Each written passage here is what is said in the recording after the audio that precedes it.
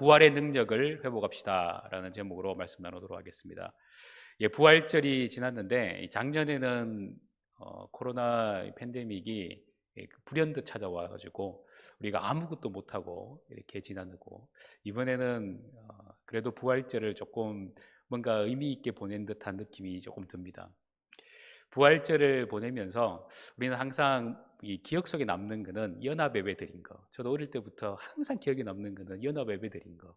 그리고 또 언양교회 성도님들이 이번에 계란 바구니도 만들고 또 나누기를 하는 걸 보면서, 야, 이제 뭔가 새로운 의미들이 우리 속에 들어오는구나, 이런 생각을 해봅니다. 그런데 부활이라는 것은 행사가 아니라 그것은 우리의 삶의 현실이고, 그것은 우리의 신앙에 가장 중요한 의미를 가진다는 것을 우리는 기억해야 합니다. 실제로 우리의 부활절은 지난 주일이었지만, 실제로 우리가 살아가면서 부활을 경험하는, 기념하는 날은 매주일이 부활을 기념하는 날입니다. 그래서 우리는 일요일을 주일이라고 그러죠. 주의 날, 예수님이 부활하신 그날을 우리는 기념하면서 그날을 온전히 하나님 앞에 예배를 드리고 있습니다. 그래서 우리가 이 예배를 드리고 하나님께 영광을 돌리는 이 주일의 개념이 우리 속에 좀 깊이 자리 잡으면, 우리는 항상 한 주에 한 번 정도는 부활의 놀라운 은혜에 감동을 해야 하며, 더 나아가서 그 부활을 때문에 하나님께 영광의 찬양을 드려야 합니다. 그런데 실제로 우리의 삶을 보면 부활절 아니고는 부활을 경험하는 시간들이 별로 없는 것 같아요. 부활절이 오면 뭔가 좀 생그럽고, 야, 부활을 다시 한번 생각해 봐야지 하지만, 매주일이 부활을 기념하는 주일임에도 불구하고 그렇지 못한 우리의 모습을 보게 됩니다. 그래서 우리는 부활 신앙을 회복해야 합니다. 부활 신앙이 바로 그리스도인이 가져야 할 가장 중요한 신앙이고, 이 신앙이 있어야 실제로 우리의 삶에 하나님의 능력이 나타난다는 사실이에요. 그래서 오늘은 부활의 신앙이 무엇이고 그 능력이 무엇인가를 좀 살펴보기를 바랍니다. 여러분들, 부활 신앙, 그 첫 번째는 뭘까요?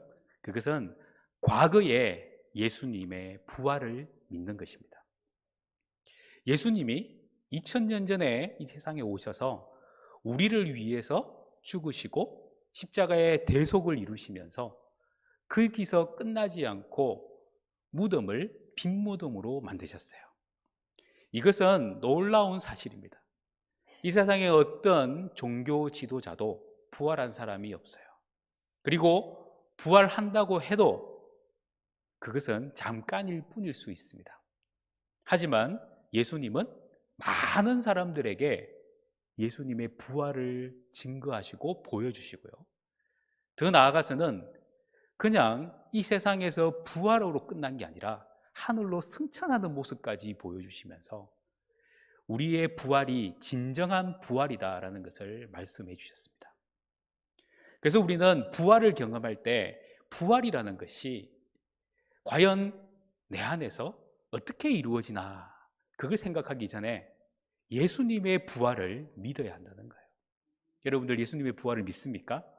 2000년 전에 이 세상에 오신 하나님의 아들이신 그 예수님이 우리를 위해 십자가에 달려 죽으시고 거기서 끝나지 않고 무덤을 빈 무덤으로 만들고 부활하셨습니다. 그 예수님을 믿는 신앙, 이게 바로 부활의 신앙입니다. 두 번째는 바로 미래의 나의 부활을 믿는 것입니다.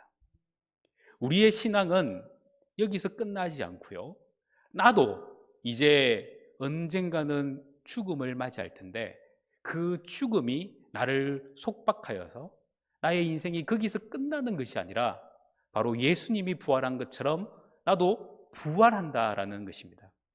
이것은 굉장히 중요한 거죠. 그래서 우리 하나님은 우리가 부활한다는 많은 의미들을 이 세상에서 조금씩 조금씩 보여줍니다. 씨앗이 땅에 떨어져 썩어서 죽으면 그 씨앗이 어떻게 됩니까? 싹을 틔우는 거죠. 애벌레가 열심히 기어다니다가 고추를 만들고 그 고추 만든 그것이 찢어지면서 나비가 나옵니다. 이전의 모습과 완전 다른 모습으로 변화되는 것. 죽은 것 같으나 그곳에 생명은 여전히 남아서 새로운 삶을 만들어가는 것, 새로운 인생을 만들어가는 것, 이게 바로 부활입니다. 그래서 우리는 나의 미래가 부활이라는 그 놀라운 은혜로 말미암아 완전히 변할 것, 그것을 믿어야 합니다. 그것을 믿습니까? 세 번째로 우리가 가져야 될 부활 신앙은 바로 현재 주님의 부활이 나와 함께 한다는 사실입니다. 우리의 인생은 언제나 나 혼자만 사는 것 같아요. 그런데 예수님은 말씀하셨어요. 내가 세상 끝날까지 너희와 항상 함께 하리라. 근데 우리가 성경을 쭉 보면 성경에 구약에서부터 신약 끝까지 나오는 중요한 메시지가 무엇이냐면 언제나 하나님은 우리와 함께 하셨다는 사실입니다. 이 세상이 아무것도 없을 때 하나님은 이 세상을 지으셨어요. 그리고 이 세상과 함께 하셨어요. 하나님은 우리를 창조하실 때 우리와 함께 하기 위해서 하나님의 형상으로 우리를 만들어 주셨어요. 노아의 홍수에 심판을 당하는 그 무지막지한 그 상황에서도 하나님은 노아의 가정을 방주라는 곳에 지켜주시면서 함께 해주셨어요. 그것뿐만이 아닙니다. 하나님은 이방인이었던 전혀 하나님을 알 수 없는 멀리 사는 아브라함을 불러서 하나님의 자녀로, 그리고 하나님의 친구로, 그리고 믿음의 조상으로 세워주셨어요. 그리고 약속하셨어요. 내가 너와 함께 하겠다. 그리고 이스라엘 백성들을 하나님은 끝까지 함께 하셔서 지금까지도 하나님은 이스라엘 백성들과 함께 합니다. 아니, 이제 여기에 있는 이방인 중에 이방인, 바로 우리와 하나님은 함께 하세요. 이 놀라운 사실이 바로 부활 신앙을 가져야만 그게 이루어진다는 사실입니다. 그렇다면 이런 부활의 신앙이 어떻게 우리에게 보여줄 수 있을까요? 오늘 말씀해 보면 나사로가 살아나는 놀라운 기적의 말씀이 등장합니다. 예수님은 몇 차례 사람을 살리셨어요. 나인성 과부의 아들도 살리셨고요. 회당장 야이로의 딸도 살리셨어요. 그런데 베다니의 마르다와 마리아의 남매 오빠가 되는 이 나사로를 살릴 때는 조금 뭔가가 달랐습니다. 지금 갑자기 예수님께 소식이 들려옵니다. 예수님, 제 오빠가 지금 큰일 났어요. 중병에 걸려가지고 이제 죽을 위기가 왔어요. 예수님 좀 빨리 와가지고 우리 오빠 좀 고쳐주세요. 이 소식을 예수님께 보냈어요. 그런데 예수님은 그 소식을 듣자마자 친한 이 마리아와 마르다의 집으로 찾아가지 않고요. 예수님은 이틀을 더 유하시면서 시간을 보냅니다. 결국 들려오는 소식은 그 나사로가 죽었다는 비보가 들립니다. 그 소식에 예수님은 또 갑작스러운 일임에도 불구하고 빠른 걸음으로 그곳을 향해 가지 않아요. 천천히 느긋하게 살릴 사람 살리면서 가는 겁니다. 그리고 그 베다니 동그밭에 이제 예수님이 도착하게 되었어요. 그때 마르다가 예수님을 맞이합니다. 예수님은 마리아가 또 자기를 맞이할 것을 기대하면서 기다리고 계세요. 결국 마리아도 동구밭에 나와서 예수님을 맞이하게 되죠. 그런데 여기서 우리가 참 이상한 것은 어떻게 예수님이 이렇게 느긋할 수 있냐라는 사실입니다. 예수님에게 있어서 사람을 살리는 것과 병을 고치는 것, 어떤 게 더 쉽겠습니까? 우리 인간의 생각으로는 사람이 죽으면 손 쓸 수가 없습니다. 그런데 하나님의 아들이신 예수님, 메시아이신 예수님은 사람을 살리는 것, 사람을 고치는 것, 그 어떤 것도 어렵지가 않습니다. 예수님에게는 또 다른 중요한 의미가 그곳에 있기 때문에 그렇게 시간을 보냈던 것이죠. 그러면 도대체 예수님은 무엇 때문에 그런 시간을 보냈을까요? 우리가 이 말씀을 좀 자세히 살펴보면 예수님이 우리가 장례식 때 쓰는 몇 가지의 메시지들이 그 속에 등장을 하는데요. 그 핵심적인 메시지가 요한복음 11장 25절과 26절 말씀입니다. 예수께서 이르시되 나는 부활이요 생명이니 나를 믿는 자는 죽어도 살겠고 무릇 살아서 나를 믿는 자는 영원히 죽지 아니하리니 이것을 네가 믿느냐. 인생의 마음에서는 오라버니가 이의 목숨을 잃고 죽어버리면 손쓸 수가 없잖아요. 예수님을 향하는 원망이 그 속에 얼마나 사무치겠어요. 또 인생의 그 고통 중에서 이별의 그 고통은 다른 사람이 뭐라고 이야기해도 그것은 어떻게 위로가 잘 되지 않습니다. 진정한 그들의 위로는 무엇일까요? 그 인생에서 최고로 맛볼 수 있는 위로가 무엇일까요? 그것은 바로 죽었던 사람이 살아나는 겁니다. 전혀 가능성이 없는 가능성 제로. 아무것도 기대할 수 없는 그 기대감 제로. 그것을 완벽하게 100%로 만들 그 놀라운 사실. 그게 바로 부활입니다. 오늘 우리가 부활을 생각하면 나사로를 생각하면 참 좋을 것 같아요. 그래서 예수님은 예수님의 부활 있기 전 나사로의 부활을 통해서 예수님의 부활을 우리에게 맛보게 해 주셨다는 사실입니다. 우리는 이 세상을 살면서 원망거리가 얼마나 많은지 몰라요.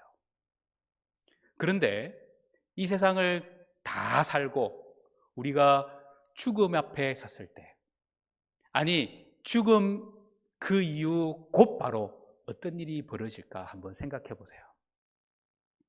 그것을 생각해 보면 지금 나의 이 안타까운 원망들, 그리고 지금 일어나는 많은 고민들이 얼마나 무의미한지를 알 수가 있습니다.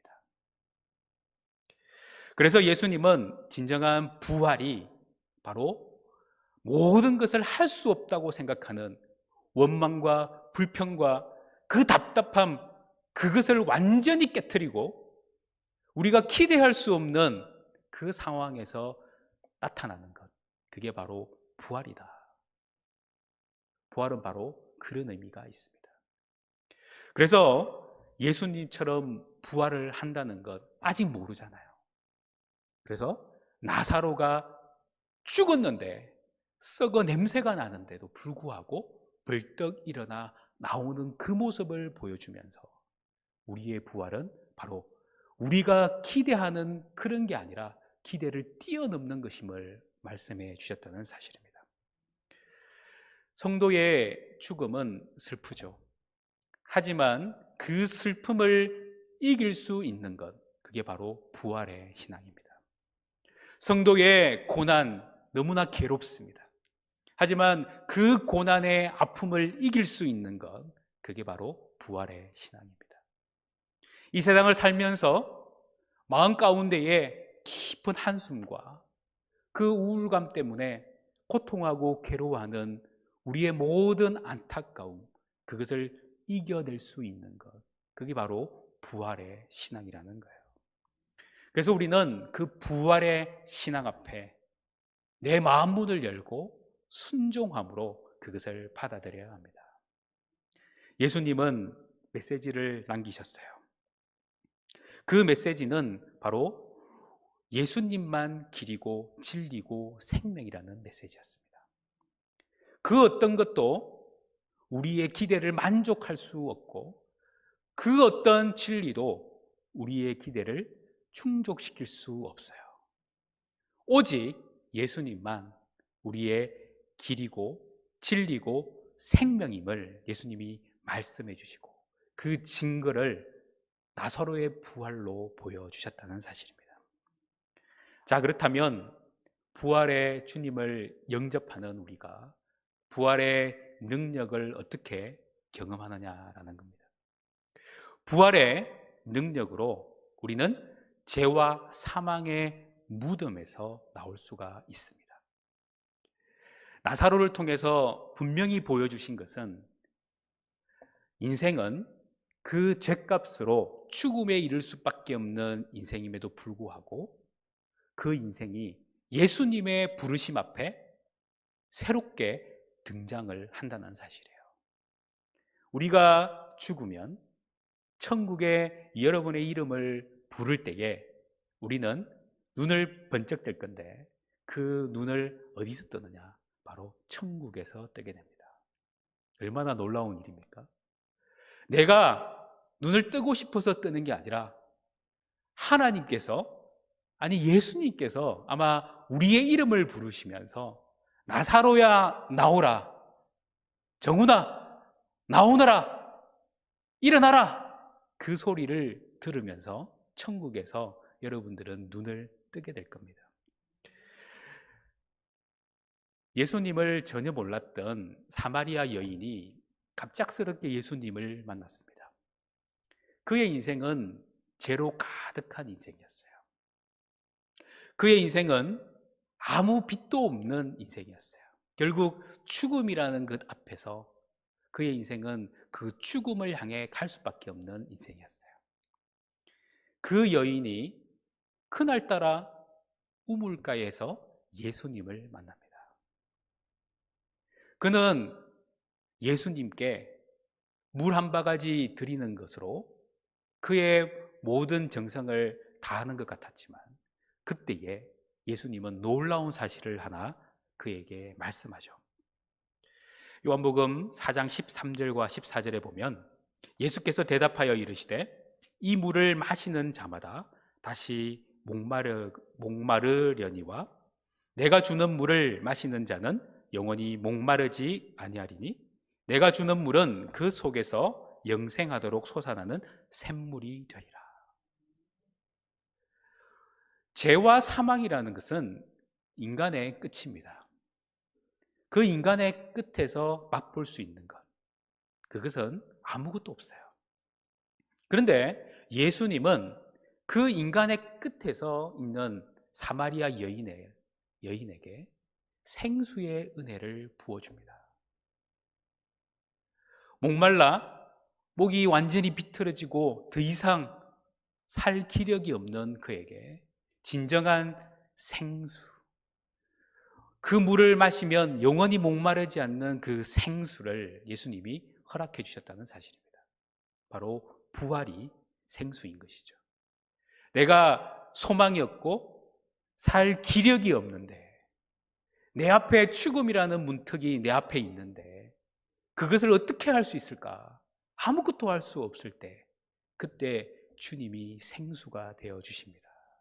그게 바로 부활입니다.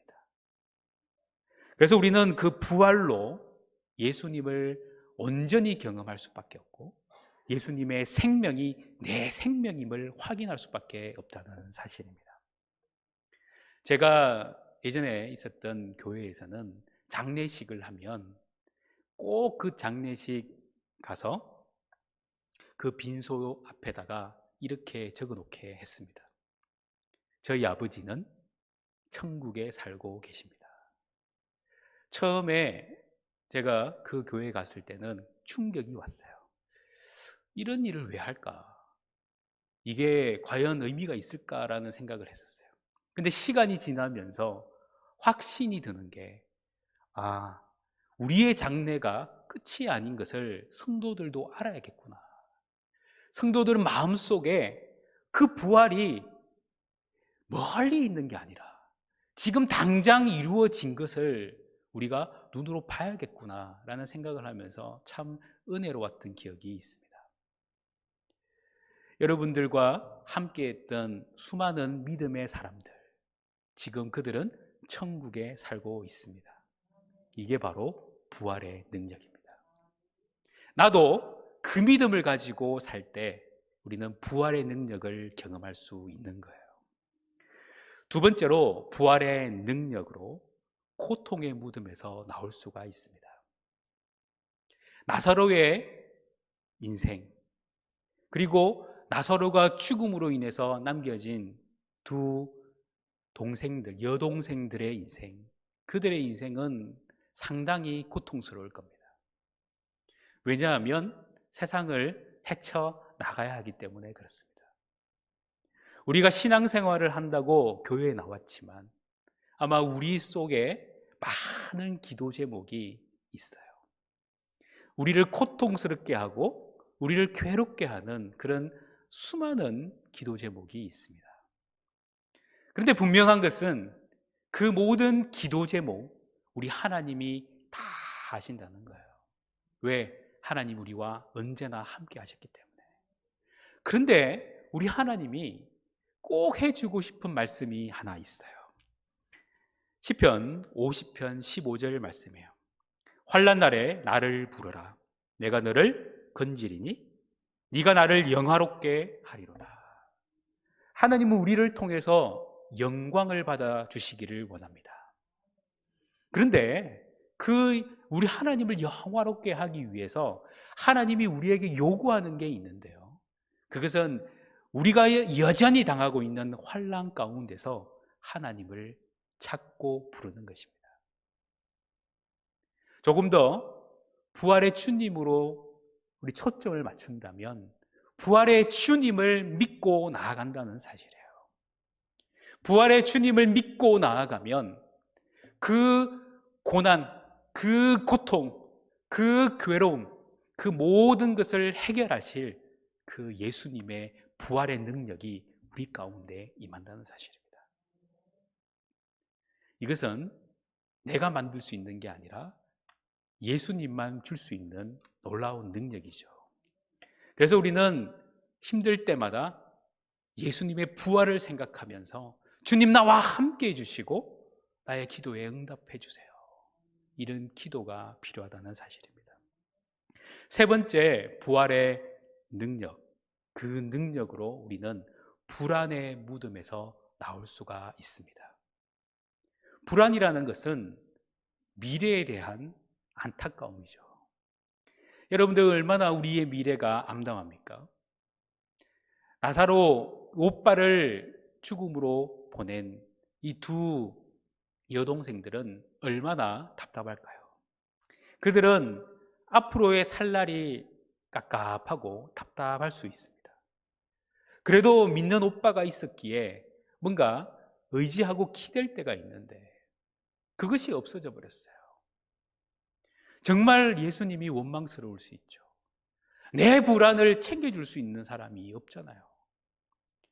나의 인생을 하나하나 도와줄 수 있는 사람이 없잖아요. 우리도 사랑하는 우리 가족 중에 한 분이 천국으로 간다 생각해 보세요. 그러면 나도 모르는 불안이 얼마나 엄습해 올까요? 아니, 내가 갑작스럽게 사라진다고 생각해 보세요. 남겨진 가족들이 얼마나 불안하겠어요. 이 불안을 이길 수 있는 그 유일한 방법, 그것도 바로 부활입니다. 예수님이 부활하셨다. 그 예수님이 부활하셨다. 이제 우리의 인생도 불안으로 떨고만 살 것이 아니라 담대하게 나아갈 수 있는 길을 열어주셨다는 사실입니다. 그래서 이사야 말씀에 보면 이렇게 말씀하시죠. 이사야 41장 10절에 보니까 두려워하지 말라. 내가 너와 함께함이라. 놀라지 말라. 나는 내 하나님이 됨이라. 내가 너를 굳세게 하리라. 참으로 너를 도와주리라. 참으로 나의 의로운 오른손으로 너를 붙들리라. 분명히 말씀하고 계세요. 두려워하지 말라고. 불안해하지 말라고. 여기서 끝나지 않고 더 구체적으로 말씀하는 구절은 43장 1절과 2절입니다. 너는 두려워하지 말라. 내가 너를 구속하였고 내가 너를 지명하여 불렀나니 너는 내 것이라. 넌 내 거다라는 거예요. 네가 물 가운데로 지날 때에 내가 너와 함께 할 것이라. 강을 건널 때에 물이 너를 침몰하지 못할 것이며 네가 불 가운데로 지날 때에 타지도 아니할 것이요 불꽃이 너를 사르지도 못하리니.